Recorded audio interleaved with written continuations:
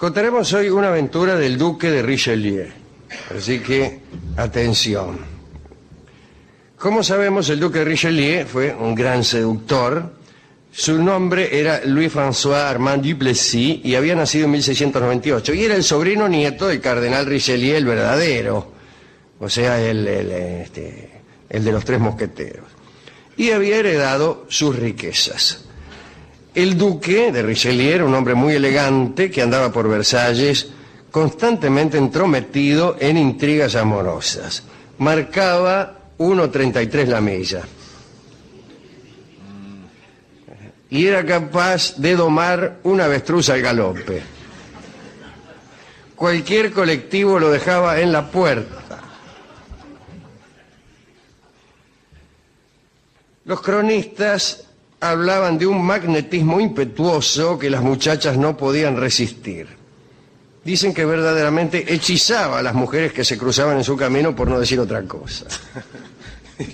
Bien hechizadas.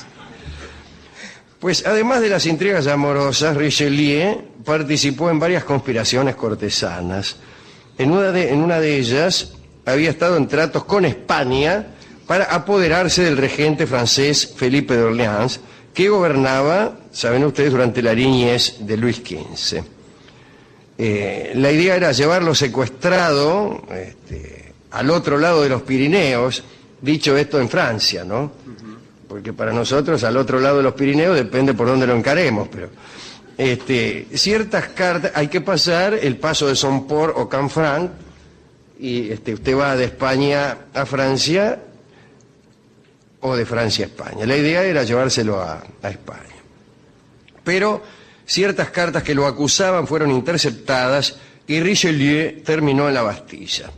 Lo encerraron en la más repugnante de todas las celdas, dice el cronista, queriendo decir que lo encerraron en una celda repugnante, porque cuesta creer que hayan hecho una evaluación de la repugnancia de cada celda para que no existiera ni una sola más repugnante que la del duque de Richelieu.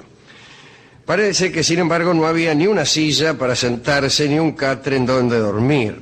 Las ratas eran sus únicos acompañantes, lo cual es una suerte, porque estar en una celda repugnante y además tener que soportar la compañía, por caso de un psicótico, de un violador, de un asesino, etcétera, es casi preferible una rata. El duque de Richelieu supo que allí lo tendrían hasta el día de su muerte, o incluso hasta el día después de su muerte, probablemente.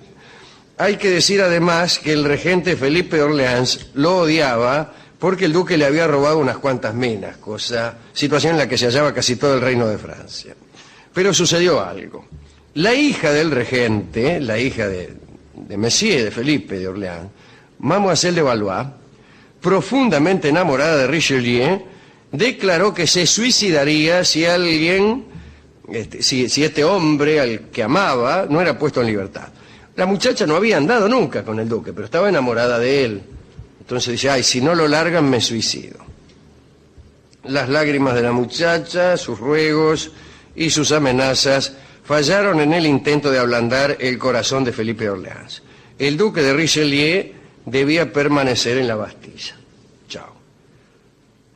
Tiempo más tarde, ya desesperada, Mademoiselle de Valois fue hasta la celda del duque, a altas horas de la noche. Llevaba consigo velas, bombones y otras cosas. Además llevaba 200.000 libras, que no sé cuánto eran, calculo que mucho, para sobornar al carcelero, pero no lo logró. En fin, volvió a llorarle entonces a Felipe y 6 meses más tarde el regente cedió. Pero esa liberación tuvo un precio. Para ordenarla, el regente Felipe de Orleans impuso que su hija se casara con el duque de Módena. Un casamiento, mejor dicho, un hombre, con quien esta chica nunca había aceptado casarse. Muy bien, se hizo el pacto. Ella se casaba con el duque de Módena, iba al destierro incluso a vivir a Módena, Italia, con el duque. y largaban al duque de Richelieu. Muy bien, lo liberaron. Hay que decir que el duque, a modo de agradecimiento, antes que la hija del regente concretara su casamiento y su partida, la visitó durante una semana en sus aposentos. Bueno, unos días más tarde, Mademoiselle de Valois partió hacia Italia. Según los cronistas, la muchacha aseguraba que amaba mucho a Richelieu y que su olvido era cosa imposible, que no lo iba a olvidar. Llegó a Módena y ya el otro día nomás empezó a suspirar por su amante. Y empezó a enviarle unas cartas en las que le suplicaba que fuera hasta ella. Aquí tengo una de las cartas que dice así: ven a verme, pero hazlo disfrazado, para que nadie pueda reconocerte. Hablaba un poco mal. El duque recibió la carta y quiso satisfacer el deseo de quien finalmente lo había salvado de la muerte. Y unas semanas más tarde, el duque de Richelieu, disfrazado de vendedor ambulante, portando una enorme bolsa con libros, entró en la ciudad de Módena. Libros, libros, libros. Llegó a una posada y se inscribió como Giorgio Gasparini, vendedor de libros. Una mañana Richelieu, con todos los libros, se presentó en las proximidades del Palacio de Módena y mostró sus libros a las damas de la corte. Mademoiselle de Valois estaba por ahí, pasó ante él y le hizo unos guiños, qué sé yo, y la mina se dio cuenta de quién se trataba. Contuvo la emoción, le dirigió la palabra con mucha cortesía, y bueno, ella fingió interés en una obra que al parecer el tipo no llevaba y le dijo: aquí no tengo esa obra a que os referís, pero la alcanzaré mañana al palacio. Muy bien, al otro día se presentó Richelieu, siempre disfrazado, con un libro en el palacio y fue conducido a Mademoiselle de Valois. Tan pronto se cerró la puerta del aposento, ella cayó en sus brazos. Al decir de los cronistas, solo se permitieron unos instantes de amabilidad, y está bien. ¿Qué tanto? Estamos desesperados por caer el uno en los brazos del otro, y vamos a empezar con ¿cómo estás? ¿Qué hiciste? Si no, mirá, estoy bien, no sabés, mi cuñado se compró una chatita, mi mamá se compró una casa, yo me compré un vestido, qué sé yo, estoy bien de salud, la semana pasada me enfermé, pero ahora estoy bien. No. Cayeron el uno en los brazos del otro y chao. Pero además porque la situación era peligrosa, tampoco sí, claro, daba para esta clase de conversaciones, porque en donde se enteraban, el primer finado era este muchacho, el duque de Richelieu, tanto si se enteraba el marido de esta mina como si se enteraba el regente de Francia, ¿no? Felipe de Orleans. Al día siguiente, Richelieu se presentó de nuevo ante la puerta del palacio con otro paquete de libros para mostrarle a la mena. Inmediatamente fue introducido en el duque, ¿no? En un salón de lectura. El lugar estaba lleno de recuerdos de los días posteriores a la liberación de Richelieu, que ambos habían pasado en Versalles. Había un rulo del duque, encerrado en un pequeño altar, coronado por dos corazones enlazados. Yo llego a ver eso y ya como rajo. Estaba pensando en eso. ¿Sabés qué aceite que me tomo? Se mira negro lo que... Dígale a Madame que voy a buscar un libro hasta la esquina y no aparezco más. Un rulo mío. Bueno, el caso es que Mademoiselle de Valois le confesó que desde que se habían separado, cada día había besado aquella reliquia y había derramado lágrimas sobre ella. Qué puntería, lágrimas sobre un rulo, no sí, es fácil. Sí, no es fácil. Me imagino la mina llorando, convocando pensamientos tristes para poder derramar una lágrima y luego claro, apuntando con el ojo como un B-52 de la Segunda Guerra Mundial para que la lágrima cayese justo sobre el rulo del ser amado. Bueno, mis lágrimas sobre tu rulo es un lindo bolero. Es un lindo bolero. Bueno, todos los días se encontraban un rato Pero en una ocasión el vendedor se entretuvo demasiado y el duque de Módena regresó inesperadamente de una cacería y antes de que los amantes pudieran despedirse, entró en la habitación. ¡Oh! Sin embargo, el duque de Módena, no vio nada extraño. Mademoiselle de Valois leía en voz alta y el duque disfrazado de vendedor la escuchaba. Richelieu se presentó como Giorgio Gasparini y se despidió diciendo que volvería con otros volúmenes que la mujer quería ver. Ahora bien, el duque de Módena entró en conversación con aquel raro personaje y lo encontró divertido. Al de Módena le gustaba escuchar las historias de la corte francesa que el vendedor contaba. En un momento el esposo preguntó: ¿y qué me contáis de ese gran bribón, el duque de Richelieu? ¿En qué nuevos enredos andará metido ahora? Y el duque de Richelieu, muy serio, respondió: señor, el duque de Richelieu es uno de mis mejores clientes. Y luego, enojado porque después de todo lo habían tratado de bribón, le contó el duque de Richelieu al de Módena lo siguiente. Dijo: me han dicho que Richelieu ha hecho una apuesta afirmando que vendrá a Módena a pesar vuestro. No me sorprendería que lo lograra.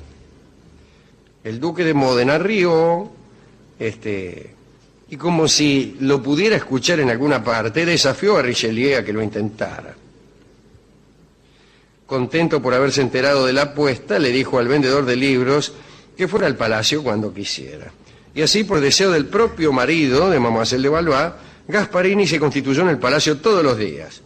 Primero divertía al duque de Módena con su charla y cuando éste se aburría, se encontraba con Mademoiselle en la biblioteca del palacio y bueno. El duque de Módena nunca se enteró del engaño. Se jactaba de haber derrotado a Richelieu y de haber hecho que él perdiese una apuesta.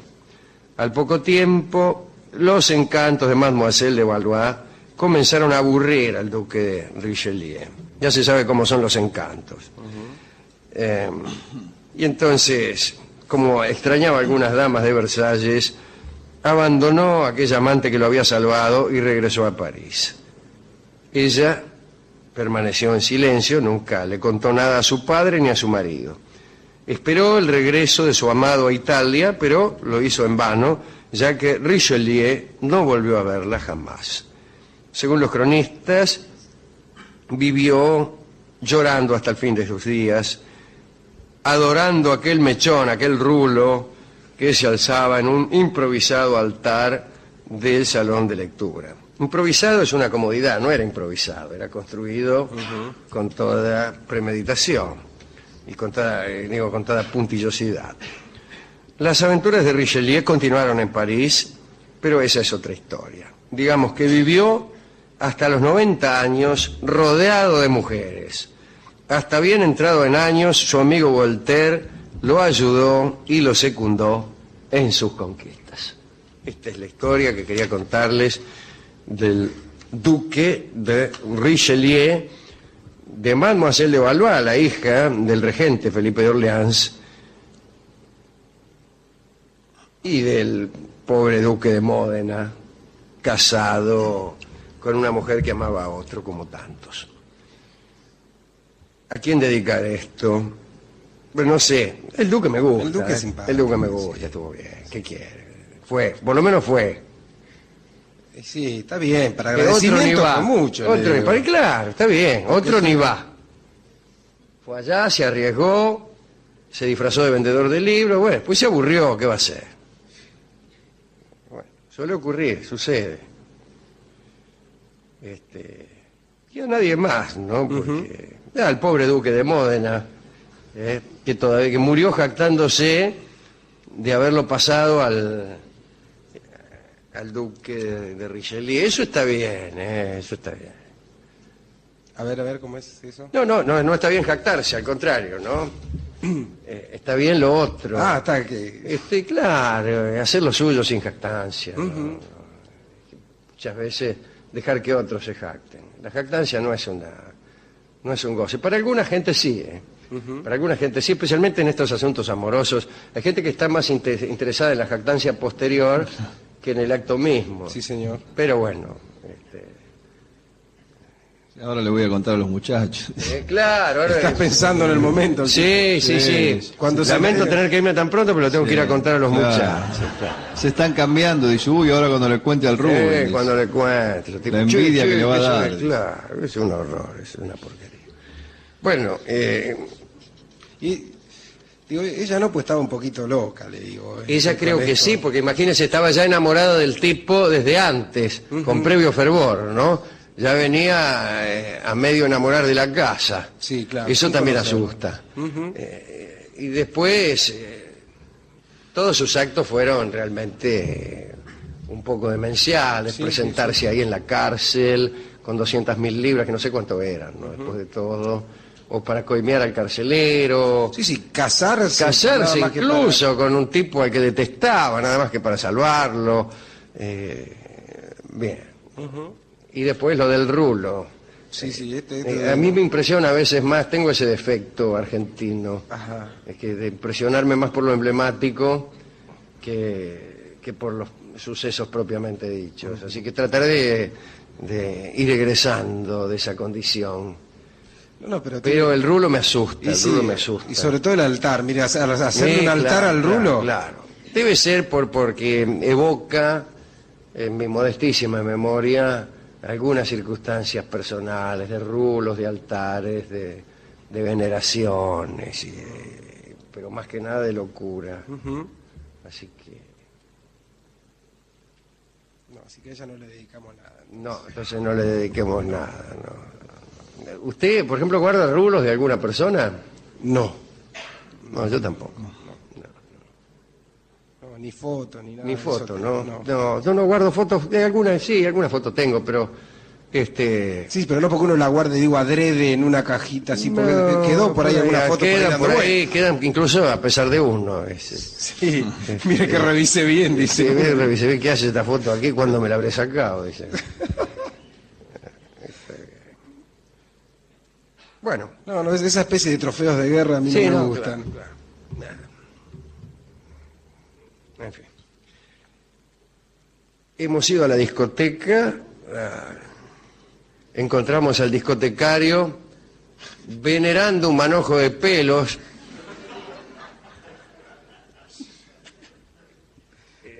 Ya no un rulo, ya que el desorden de esa discoteca es proverbial e involucraba no solo los discos, sino también a los recuerdos capilares del discotecario, que no tenían forma de rulo, sino de manojo de pelos, algo así como si lo hubiera juntado recién en una peluquería. Claro, recién barrido. Y estaba prendiéndole una vela ante un altar, con mucho cuidado de que no se le quemaran los pelos. Entonces me dijo un lugarteniente que no lo molestara porque estaba haciendo un ritual diario de veneración a unos ciertos pelos, que según acabó por confesarme el mencionado ayudante, ya habían sido reemplazados porque sin querer se los habían quemado.